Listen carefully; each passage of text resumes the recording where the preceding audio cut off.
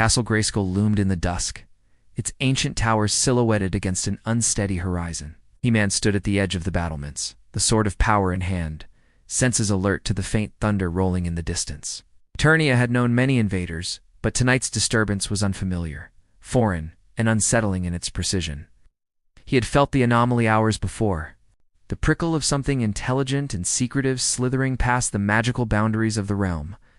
Now, as he waited under the storm-heavy sky, the wind carried a new sound, the muted rush of a glider's wings.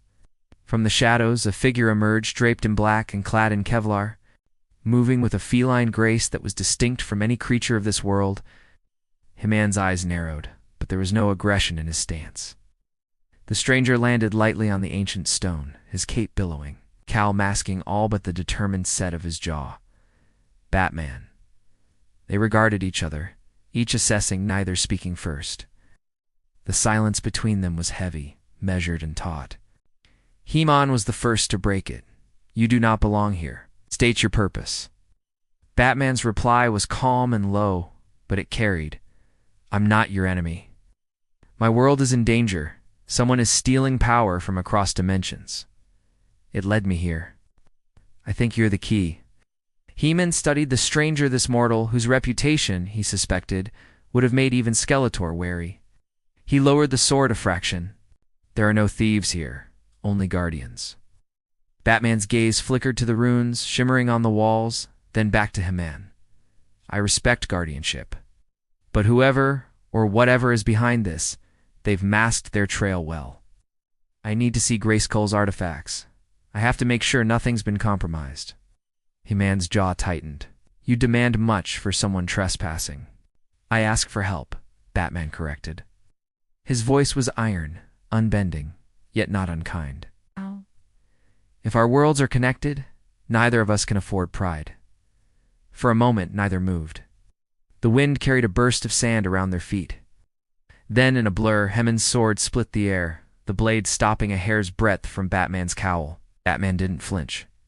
Instead, he parried the flat of the sword with the reinforced gauntlet of his left arm, sliding backward, but maintaining eye contact.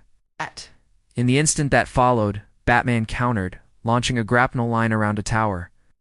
He spun over He-Man's head, dropping 3 smoke pellets that ignited with a flash. He-Man coughed, swiping the air. With a tremendous leap, Batman landed atop a turret, then unleashed a series of batarangs that whirled harmlessly past He-Man's shoulders, warning shots, not meant to harm but to test. "Impressive," He-Man called out, his voice carrying over the battlements. "But you have not faced magic like this." He raised the sword, calling on the power vested in him by Grayskull. Energy shimmered along the blade. "I do not wish for battle, but I will defend my kingdom." A pulse of energy shot toward Batman. He rolled, cape shielding his body, using a gadget to absorb and redirect a portion of the mystical force into the stonework. The stones glowed hot for a moment, cracked, then cooled. Batman's mind raced as he adapted. Magic and raw power, yet this warrior was restrained, aware, not a brute, but a protector. Batman activated his visor, scanning He-Man for weaknesses, electromagnetic fluctuations, arcane signatures. He-Man spoke again, lowering his sword. "You do not fight to kill, nor do I." Batman straightened. "We're after the same thing. Someone wants us at each other's throats while they slip away unseen."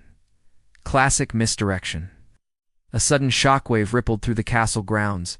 The very air seemed to shudder. From the shadows a figure emerged, cloaked in shimmering gold.